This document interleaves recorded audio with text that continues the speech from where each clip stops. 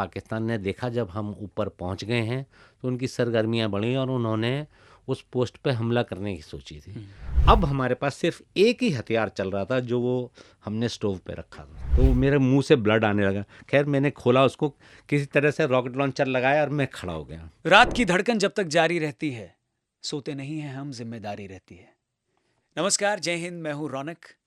Red FM की studio में हूं, आप सबका स्वागत कर रहा हूं। चल रहा है बजाओ फॉर अ कॉज, जहां हम कह रहे हैं वी फॉर वेटरन्स। ये एक फंड रेजर है हमारे सैनिकों के लिए। और जो शुरुआत में मैंने लाइन, जो पंक्ति, जो शेर मैंने पढ़ा, वो सरहद पर हमारी रक्षा करने वाले हर एक जवान के लिए एकदम सटीक बैठता है। क्योंकि दिन रात, सुबह दोपहर शाम, धूप बरसात, वो इस किसी भी चीज़ की फिक्र नहीं करता, लगातार हमारी रक्षा करता है। उन्हीं में से आज एक हमारे साथ रेड एफएम के स्टूडियो में है। और उनका इंट्रोडक्शन, उनका परिचय मैं नहीं दूंगा, इनका परिचय, इनका साहस आपको देगा। नाम है इनका कर्नल विजेंद्र कुमार, वीर चक्र, रिटायर्ड। सर, रेड एफएम पर आपका स्वागत है। Thank you row. सर, थोड़ा पीछे चलते हैं, 33 साल पीछे। 11 अप्रैल 1989 क्या हुआ था? रौनक, 11 अप्रैल 1989 को हमारी यूनिट ने एक ऑपरेशन लॉन्च किया था सेंट्रल ग्लेशियर में, और इस रिज लाइन के एक हिस्से में पाकिस्तान की एक पोस्ट बना दी थी जिन्होंने उसको ऑब्जर्वेशन पोस्ट बोलते हैं, और वो हमारे सैनिक अड्डों पर उसके सहारे आर्टिलरी ओपी से फायर कर रहे थे जी।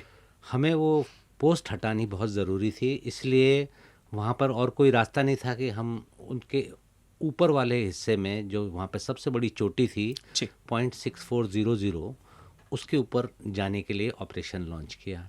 इसमें मेरे साथ 20 जवान थे, जो जाकर एक हेलीपैड बनाना था, वहाँ से उस टॉप तक रास्ता बनाना था पहले रस्सियों से, बिकॉज़ वो एरिया ऐसा है जहाँ पर कुछ कोई रास्ता नहीं होता है। आइस वॉल्स हैं, फ्रोज़न एरिया है, टेम्परेचर -35, 40, 50 ऐसे जाते हैं। जी। 11 अप्रैल को मुझे सबसे पहले एक चीता हेलीकॉप्टर से वहाँ उतारा गया। जी। मैं अकेला सबसे पहला जाने वाला इंसान था जिसने जाकर वहाँ पर हेलीपैड के लिए रास्ता, जगह ढूंढी। धीरे धीरे हमारे लोग आने लगे वहाँ पर, और 21 अप्रैल तक जो है हमने उस पोस्ट को कंसोलिडेट किया। मेरे पास 3 या 4 जवान हो गए थे। तो हेलीपैड पर 21 तारीख को वहाँ पर ट्रायल लैंडिंग हुई, और ट्रायल लैंडिंग सक्सेसफुल रही। वहाँ पर हमारा सामान आया। उसके बाद हम धीरे धीरे वहाँ सामान अपना बिल्डअप कर पाए।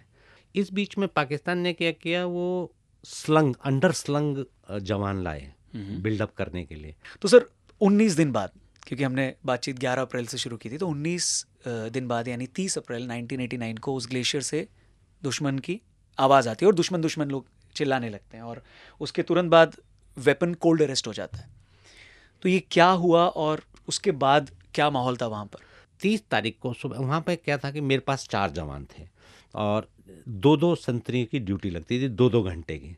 वहाँ पर हमने संतरियों के लिए क्या किया था कि एक बर्फ़ की वो बनाई थी, ट्रेंच होती है, खोद के गड्ढा बनाया जाता है जिसमें जवान खड़े हो सकते हैं, और आगे आप अपना हथियार ऊपर रखते हैं, नीचे स्टोव जला के रखते हैं, तो मतलब ताकि थोड़ी गर्मी रहे। स्टोव पैर के पास केरोसिन का स्टोव जलता है नीचे। उसमें से एक लड़का सोए जा रहा था, वो मेरे साथ पुराना, मैं बताना चाहूँगा, उसका नाम था लांस नायक प्रेम सिंह, और वो मेरे साथ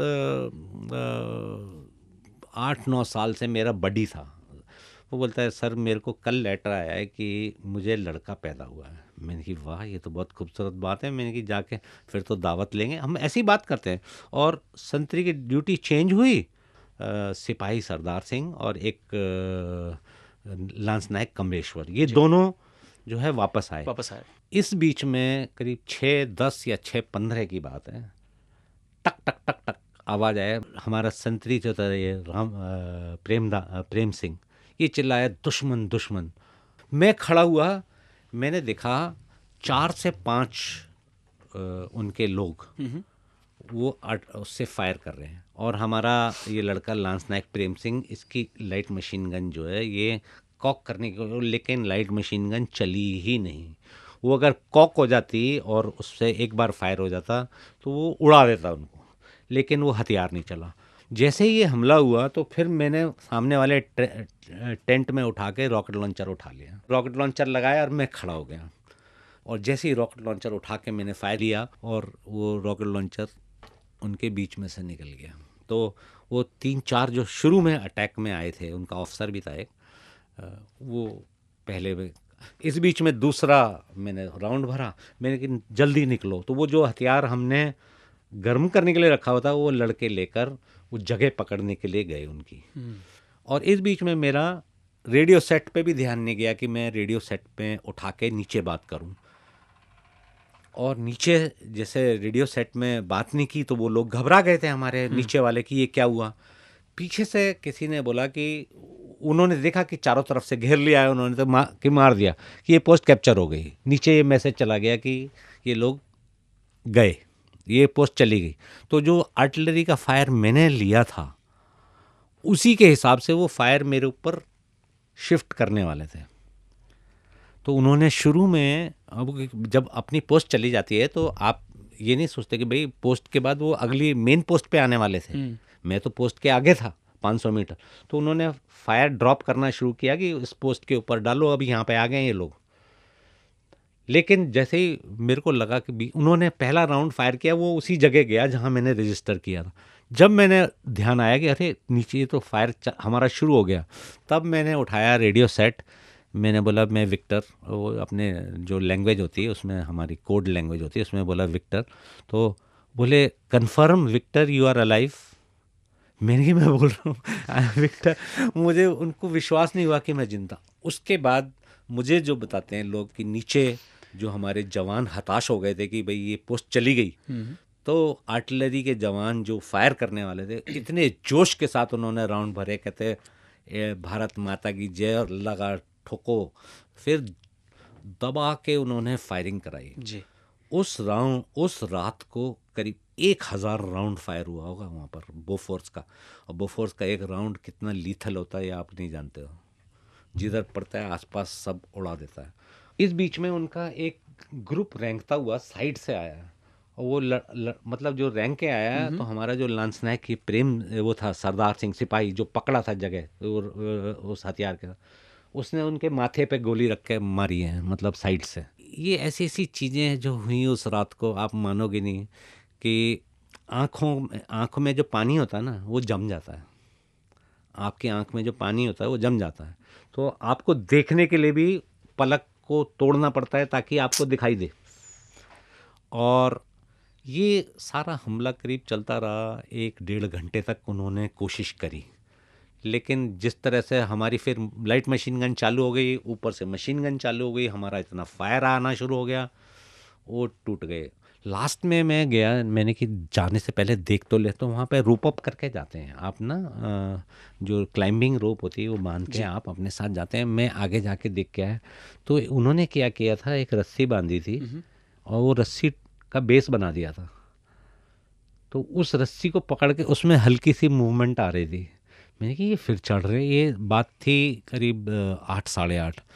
तो जो हमारे पास वो नाइफ़ होता है ना वहाँ पर, वैसा वाला दूसरा कमांडो नाइफ़ टाइप होता है, वो उससे फिर मैंने वो रस्सी काटी। तो वो जब चढ़ते आ रहे थे 2 से 3 आदमी थे, जब वो रस्सी कटी तो वो साइड में रोल करते हुए दिखाई दिए मेरे को, कहाँ गए पता नहीं। और सर 30 तारीख की बात ही आप बता रहे हैं, और फिर 6 दिन बाद 5 मई को 3rd डिग्री फ्रॉस्ट बाइट हो जाती है आपको। ये क्या था और फिर इसको कैसे टैकल किया गया? ये मैं बता रहा था ना, रात को उधर स्नोफॉल और ब्लिजर्ड शुरू हो गया। लगातार 3-4 दिन तक वो बर्फ़ पड़ती रही।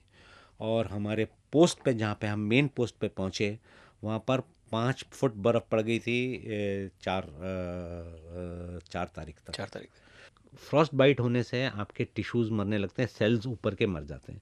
तो ये हादसा हुआ मेरे साथ नहीं, मेरी टीम में जो एक तो हमारे शहीद हुए, उसके अलावा जो 4 लोग थे, 4 में से 3 लोगों को ये फ्रॉस्ट बाइट था, क्योंकि पूरा फ्रॉस्ट बाइट, हाथ दोनों हमारे ख़राब हो चुके थे। आगे से सारी उंगलियां और कुछ पोर्शन ये हड्डी का भी कटा। वो दे लॉस्ट देयर लिम्स। और मेरे दोनों पैरों में चिल ब्लेंस था। तो ये काम जो है फ्रॉस्ट बाइट उससे हुआ 5 तारीख तक। अब इस बीच में हमारे लिए एक रीइंफोर्समेंट आ रही थी, एक जेसीओ और 9 जवान की, और इतना जो फायरिंग हुआ इसमें इसमें अवलांच ट्रिगर हो गया, और ये सारी जो रीइंफोर्समेंट आ रही थी हमारी पोस्ट के लिए वो उसमें दब गई। तो वो हमारे सूबेदार भाग सिंह और उनके साथ 9 जवान, और वो एक ब्लिज़र्ड में उसमें अवलांच में दब गए थे, जो बाद में उनकी बॉडीज़ 1-1.5 महीने बाद मिली। ये 6 तारीख को जब मौसम खुला तो सबसे पहले उन्होंने हमें इवैक्यूएट किया वहाँ से, और हमको बेस कैंप में लाया गया। और बेस कैंप में जब हम गए वहाँ पर नीचे सारे ऑफिसर्स, पूरे एयरफोर्स के ऑफिसर्स, वो सारे जो देख रहे थे कि ये लोग आए हैं जिन्होंने ये सारा काम किया, सारे मतलब जो बेस कैंप में लोग थे सब जमा हो गए थे कि ये लोग आ गए हैं जो वहाँ पर थे। क्या वेलकम हुआ था मेरा, मैं जानता हूँ उस बात को, कितना खुशी हुई थी हमें इस बात की। मैं लोगों से भी अपील करना चाहूँगा जो इस वक्त सुन रहे हैं और जो इस बातचीत को देख रहे हैं, आप भी प्लीज़ बचाओ फॉर अ कॉज का हिस्सा बने। और वी फॉर वेटरन्स इस इनिशिएटिव में आप भी कंट्रीब्यूट कर सकते हैं। केएसबी की वेबसाइट पर जाएं, डिस्क्रिप्शन में आपको लिंक इस वक्त दिखाई दे रहा होगा, उस पर क्लिक करके आप जा सकते हैं और कंट्रीब्यूट कर सकते हैं। और एक मैसेज भी ज़रूर छोड़िएगा कमेंट सेक्शन में। इस बातचीत को सुनने के बाद आपके मन में सबसे पहले क्या विचार आया? सर, चलते चलते लोगों से आप क्या अपील करना चाहेंगे?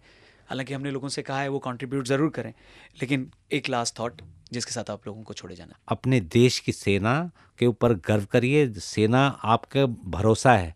किसी भी कहीं पे भी कुछ भी हो जाए, दंगा हो जाए, सब हो जाए, सब बोलते सेना को बुला दो। सेना आ जाती है तो सबको संतोष हो जाता है। कहीं पे भूकंप आ जाता है, सब हो जाता है, बोला सेना को बुला लो।